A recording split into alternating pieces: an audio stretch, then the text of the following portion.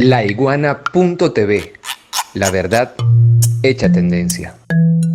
Siempre los pendejos nos va la memoria.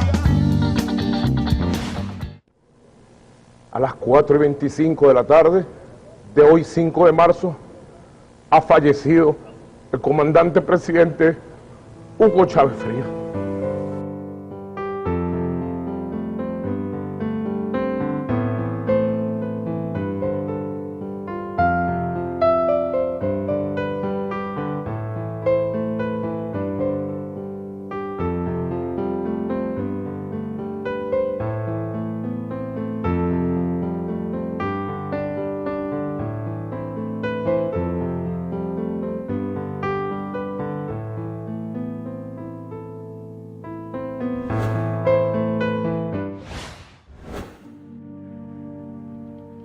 Hola amigas y amigos, a nombre de La Iguana Televisión les doy la bienvenida a esta nueva experiencia comunicacional, la Hora H, en la que vamos a tratar de analizar hechos históricos, históricos recientes en realidad, no históricos muy lejanos, pero que tienen esa característica y lo vamos a tratar de poner en su contexto, vamos a tratar de que funcionen y de verlos desde la perspectiva actual.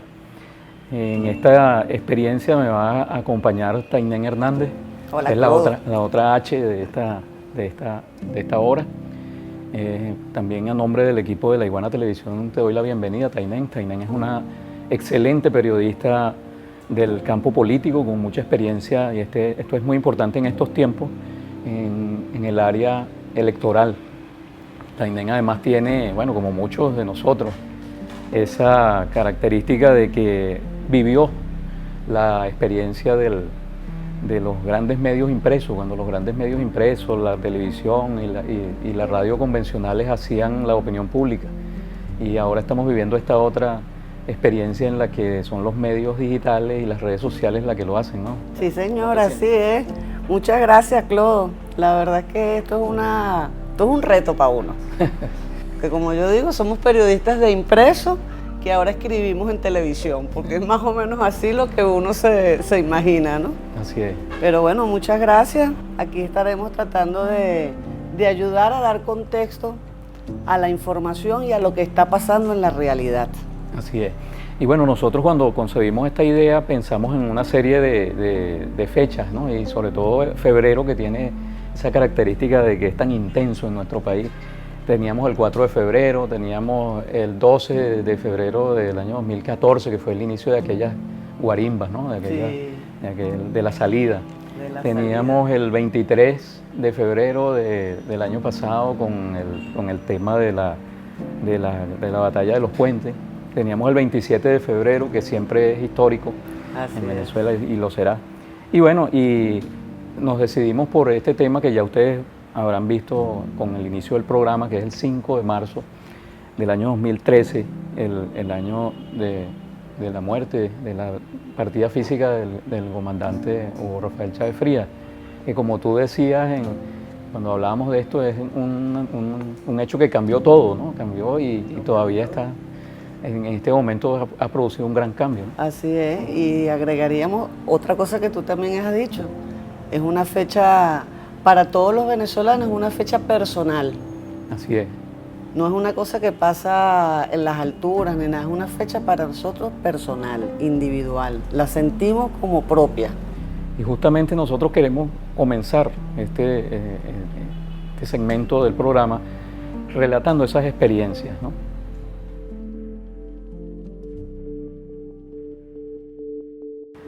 Bueno, yo voy a comenzar contando mi experiencia. Yo trabajaba en una empresa editorial de libros de texto escolares, me había retirado del periodismo, decía yo, porque el periodismo en realidad nunca lo deja a uno retirarse. Y en esa oportunidad casi todos los integrantes de la empresa estaban fuera, salvo una persona, porque había una especie de convención fuera de Caracas. Yo no pude ir porque mi mamá estaba enferma, se había fracturado. Y bueno, vi esto que vimos al principio del programa, este video lo vi en la computadora. Y mi sorpresa fue que la única compañera que estaba allí, una persona sumamente opositora, subió a donde yo estaba y entró a mi cubículo y me dio un abrazo. y me dijo, decía mis condolencias. Me lo dijo de verdad, con sinceridad, ¿no? Bueno, yo me quedé muy impactado porque obviamente el presidente no era familiar mío, ¿no? Cuando llegué a mi casa, entré al cuarto de mi mamá, que mi mamá tampoco era propiamente simpatizante de Chávez, y entré a preguntarle, mamá, ¿cómo pasaste el día? ¿Cómo te sientes? Y tal. Y ella no me respondió a eso, sino que también me dio un abrazo y me dijo, mi sentido pésame, mijo. Entonces yo me quedé impactado porque yo dije, bueno, Chávez logró esa comunicación con todos los que simpatizábamos con sus ideas, hasta el punto de hacernos ver ante los demás como sus familiares, ¿no? Exactamente. ¿Cómo fue tu experiencia? Mira, fíjate, yo estaba, igual que tú, retirada del diarismo y del reporterismo, ese día estaba en la oficina de la presidencia del CNE. Y yo estaba mirando por una ventana, por la misma ventana por la que Chávez había mirado años antes y por la que había visto el mercado de Shanghái. ¿Te acuerdas del mercado de Shanghái? Que era un mercado de contrabando y de prostitución que habían levantado sobre la plaza Diego Ibarra devastada, ¿no? Dicen en el CNE que Chávez, que se puso bravísimo cuando vio esa plaza, que regañó a Freddy Bernal y que le mandó y le ordenó que por favor arreglara la plaza. El 5 de marzo yo estaba viendo una plaza lindísima, preciosa, una plaza llena de familias, pero ese día lo que tenía era un baño de lágrimas, digamos, de lluvia y de tristeza, pues que era como nos sentíamos todos. Claro. Es decir, yo lloré, yo no sé si tú lloraste, pero yo lloré. Y siempre digo que Chávez me regañó a mí mucho como reportera, y peleamos mucho, pero no sé, lo sentí como, era un padre que moría, pues, ¿no? Pero sería bueno saber también cómo lo vivió el ministro del Poder Popular para la Cultura, Ernesto Villegas, que nos dio una entrevista en exclusiva para la Hora H y que además era el ministro de Información en el momento en el que se hace el anuncio. Vamos a ver qué dice Ernesto. A los minutos, Nicolás Maduro Moros, como vicepresidente de la República, se coloca frente a la rueda de pescado de periodistas, camarógrafos, médicos, soldados, asistentes. Ahí había un montón de gente con mucha expectativa. Fíjate que Maduro incluso los pone, les da un anticipo de lo que iba a decir y les dice, prepárense para la noticia más dura, palabras más, palabras menos. Pero la gente no lo terminó de procesar. ¿Por qué te lo digo? Porque yo estaba, digamos, entre los que lo acompañaban. Entonces podía ver a los camarógrafos y a esa rueda de pescado que nos rodeaba. Entonces Maduro desarrolla su intervención y cuando, pasados unos minutos, Maduro dice, porque a las 4:20 de la tarde ha fallecido el comandante Chávez. Aquello fue como una bomba que explotó. Y la onda expansiva de esa bomba hizo que toda esa rueda de pescado de periodistas, camarógrafos, militares, soldados, ¿verdad?, hicieran al unísono, se echaran hacia atrás y estallaran en llanto y se diera un espectáculo increíble. Yo de verdad que lamento no haber tenido una cámara viendo a los camarógrafos, porque esa escena fue muy impactante.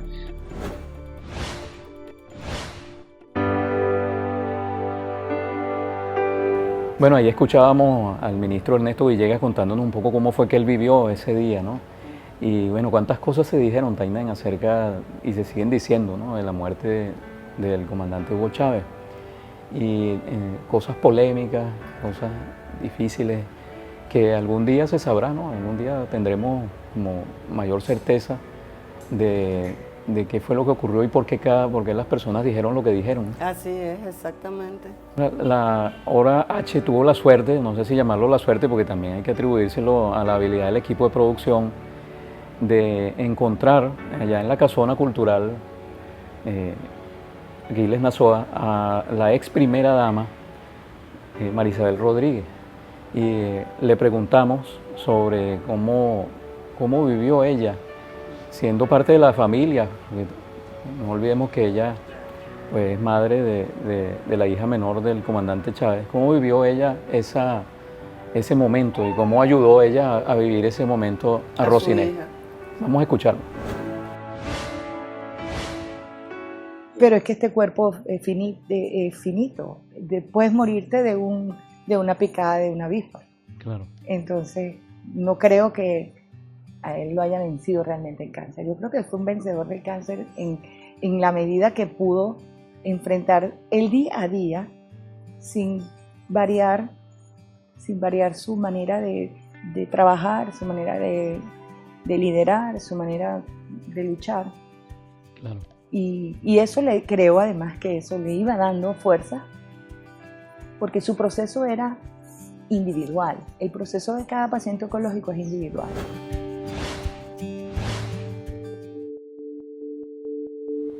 Bueno, Clodovaldo, fíjate, fueron muchas las cosas, como tú dices, que se dijeron. Pero yo estoy convencida de una cosa, que ese momento, la enfermedad y la muerte del comandante fue para la oposición como una oportunidad de guerra para tomar el poder. Y con eso iniciaron una campaña, y buena parte de las cosas que se dijeron tienen que ver con eso, ¿no? Así es. Estoy convencida que, o mejor dicho, ellos estaban convencidos de que si ellos ablandaban o nos quebraban a los chavistas, ellos tenían una oportunidad.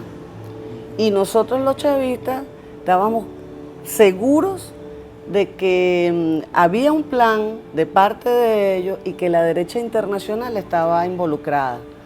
Fíjate que el 5 de marzo mismo, unas horas antes del anuncio de la muerte del comandante, el entonces vicepresidente Nicolás hace una denuncia muy grave sobre eso.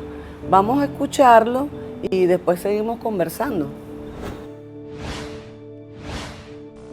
Nosotros no tenemos ninguna duda. Llegará el momento indicado en la historia en que se pueda conformar una comisión científica de que el comandante Chávez fue atacado con esta enfermedad. Él manifestó públicamente su visión sobre este tema.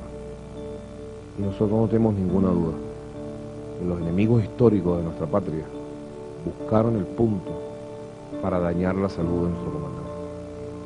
En su momento histórico ya tenemos bastantes pistas sobre este tema, pero es un tema muy serio desde el punto de vista histórico que tendrá que ser investigado por una comisión especial de científicos.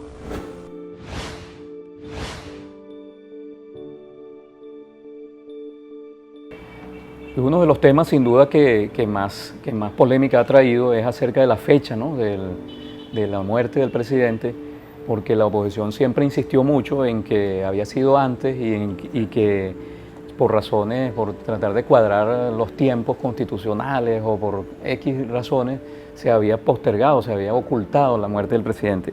Nosotros le preguntamos sobre esto al ministro Ernesto Villegas, ¿no? Y él nos contestó lo siguiente, adelante. Es que en esas visitas al hospital militar, en algunas ocasiones yo coincidí de paso con las hijas del comandante Chávez. Y yo las vi actuar naturalmente en un hospital donde está su padre enfermo. Y como ser humano a mí me cuesta un mundo creer que unas hijas van a fingir nada alrededor de la vida de su papá. O sea, si estuviéramos en una situación distinta en la que las hijas no hubieran estado allí, no hubieran ningún familiar, entonces tú dices, bueno, no hay, digamos, un testimonio más cercano, pero que más cercano que un hijo.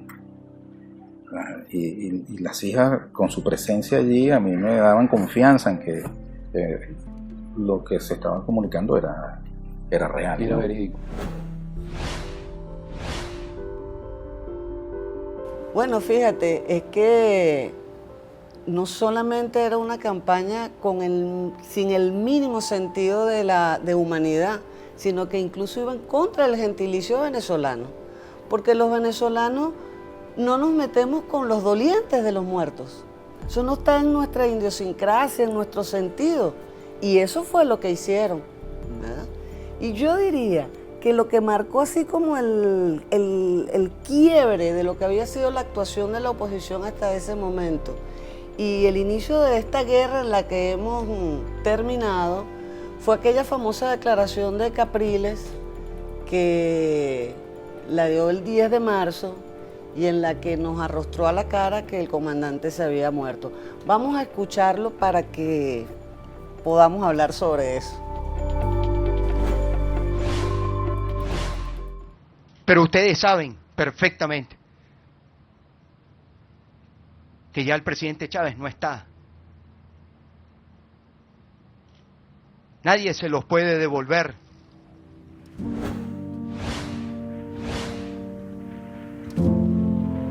Sí, y fíjate, bien, escuchando, ¿no?, de nuevo este testimonio, y por eso es que es tan importante poner en contexto de nuevo los acontecimientos, ¿no?, y refrescar la memoria, ¿no?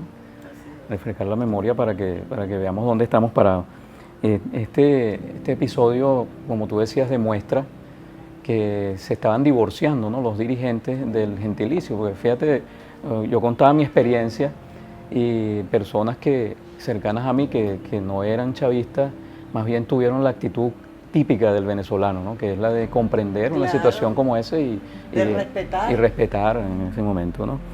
Nosotros en la conversación que tuvimos con Marisabel Rodríguez también hablamos acerca de esto, ¿no? Y ella nos dio un testimonio muy interesante, sobre todo acerca de cómo ella trabajó con Rosinés, con su hija, con respecto a lo que acababa de ocurrir. Vamos a escuchar esta parte del testimonio. A mí mucha gente me dice, oye, qué templanza tenía Rosinés allí frente a la guardia que hizo a su padre. Se veía recia, nadie sabe cómo ella estaba por dentro. Yo le dije en la academia, cuando llegamos, le dije, la agarré por las manos y le dije, recuerda que el cuerpo físico que está allí es un cuerpo físico. No vayas a derrumbarte, porque la esencia de tu padre no está allí. Ya tu padre voló, ya tu padre está en la eternidad. Bueno, Clodo, fíjate una cosa. Hablando del contexto, ¿no? Sería bueno saber cuáles eran las condiciones que vivíamos en ese momento.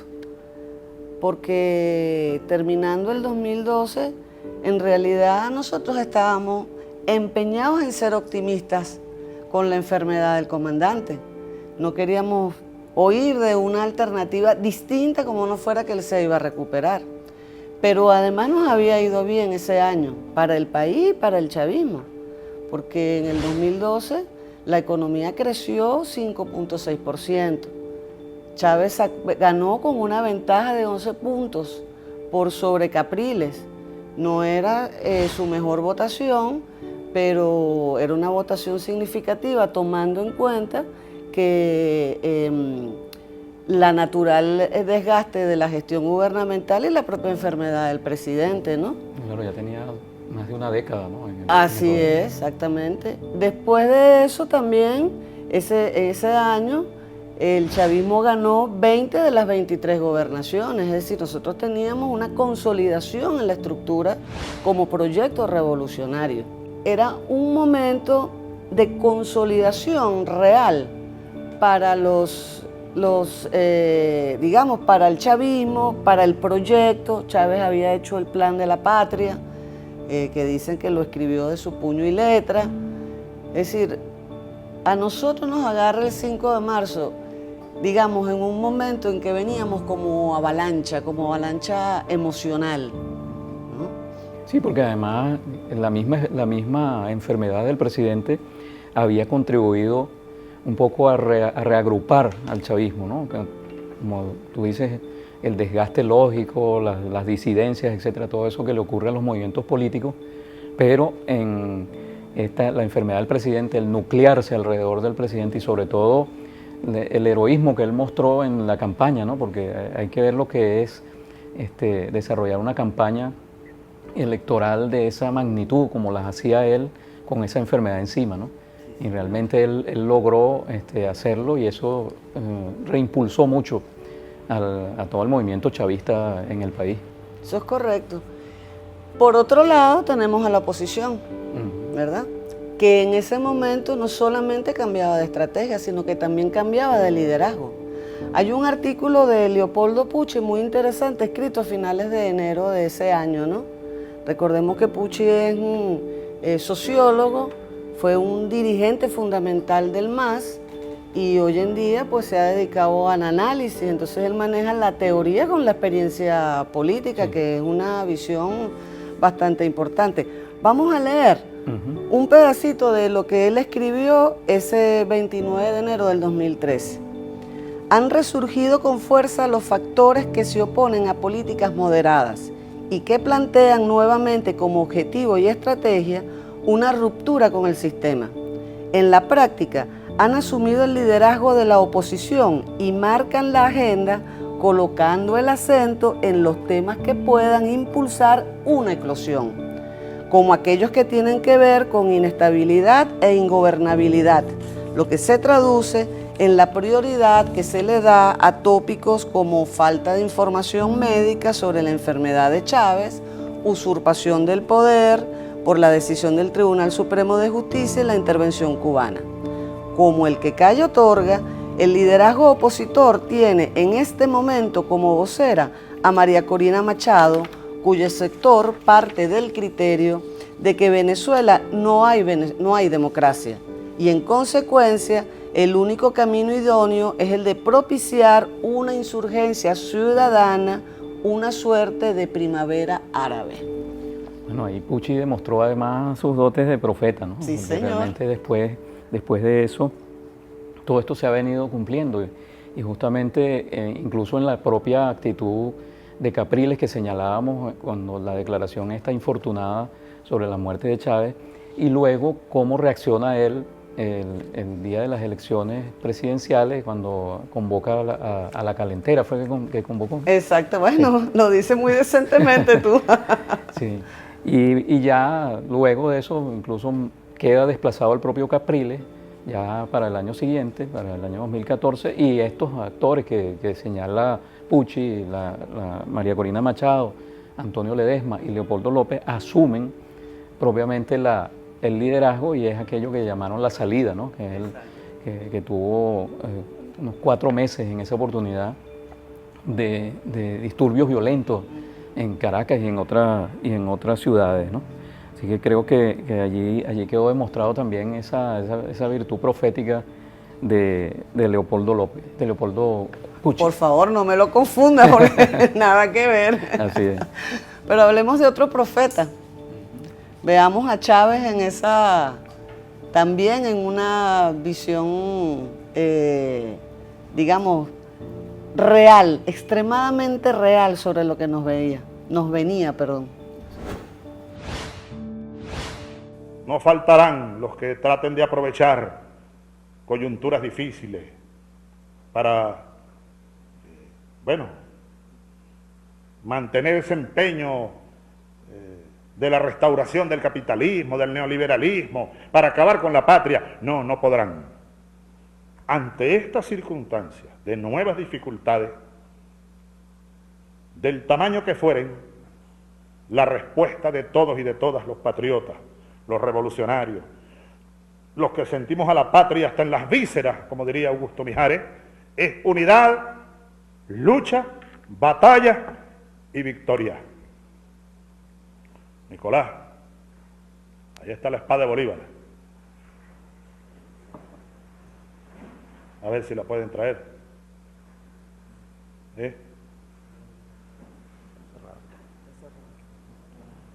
La espada de Bolívar, la espada del Perú, la que le dieron a Bolívar en el Perú, 1824. Bueno, delante de esa espada juramos. Delante de esa espada juramos delante de esta bandera, juramos, delante de Dios, delante de nuestro pueblo.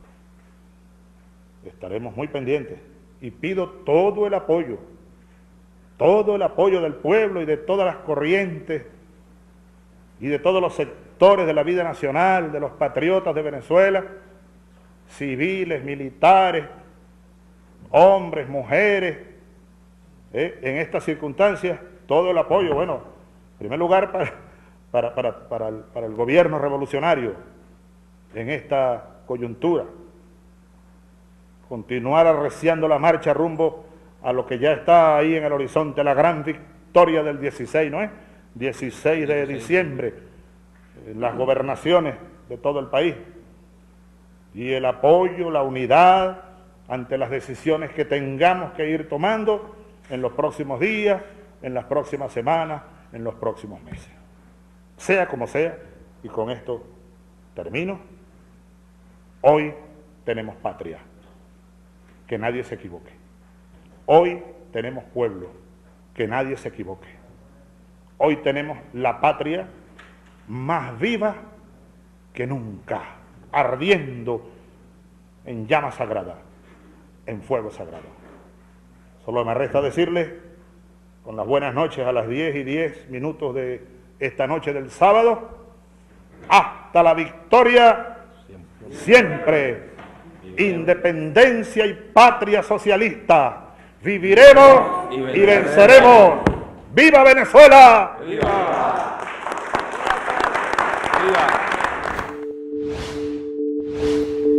Bueno, ahí veíamos eso que se ha llamado la última proclama del presidente Chávez el 8 de diciembre del 2012, cuando además valientemente vino a Venezuela, porque realmente uno se pone a pensar en un enfermo de esa magnitud.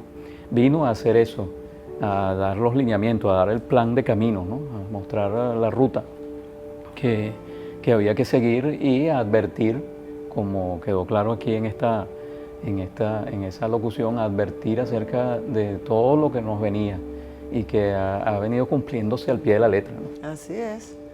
Yo siempre pienso de aquellas tristezas, estas batallas que estamos ganando además, porque lo que no se puede poner en duda es que con todas las dificultades, con toda lo absurdo y lo abyecto que ha sido esta guerra, pues yo diría que son poco las partes de estas batallas que nosotros hemos perdido. De resto las hemos ganado todo, y además ellos subestimaron a Nicolás, que es un elemento muy importante de aquel momento, de lo que sucedió a partir del 5. Así es. Lo han seguido subestimando y no solamente la oposición nacional, ¿no? Sino que ha sido subestimado por la oposición que manda a la oposición nacional. Exactamente, ¿no? La oposición internacional. Así es. Bueno, con esto concluimos el programa por el día de hoy, y yo quería pues invitarlos a que si les gustó el programa, pues le den me gusta, ¿no? Aquí debajo de nuestra imagen.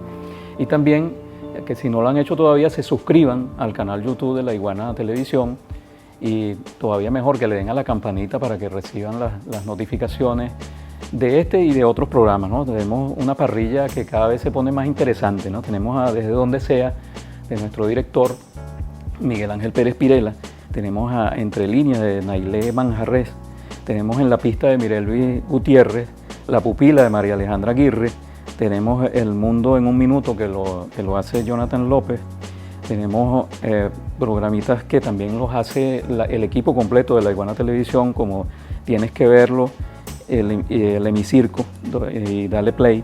Y bueno, y como Cada Pulpero alaba su queso, también tenemos A Cara a Cara, que la hago yo haciendo entrevistas para La Iguana Televisión.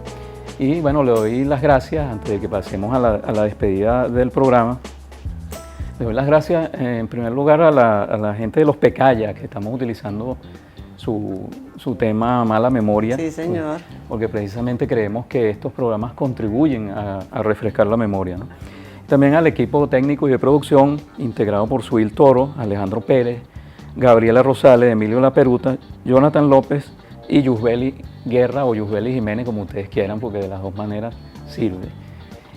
Bueno, y para cerrar, dejo a Tainén que nos va a presentar este último segmento del programa. Bueno, porque Chávez no solamente era un estadista, no solamente fue el pater family que todos aceptamos en el país, sino que también era un poeta.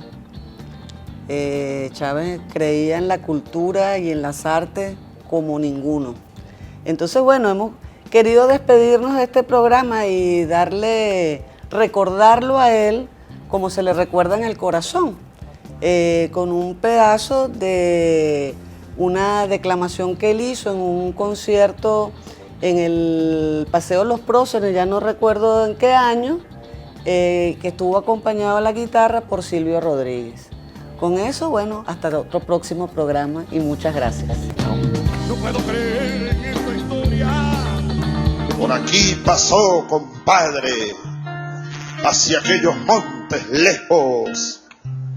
Óiganle, óiganle la voz tendida sobre el resol de estos médanos. La voz que gritó más hondo, óigansela, compañeros, como el son de las guaruras cuando pasan los arrieros, como la brisa en la palma, como el águila en el ceibo, como el trueno en las lejuras, como el cuatro en el alero, como la pena en mi canta. Mala memoria.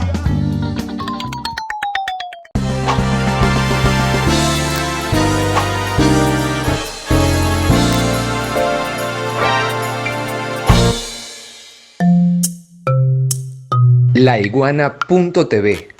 La verdad hecha tendencia.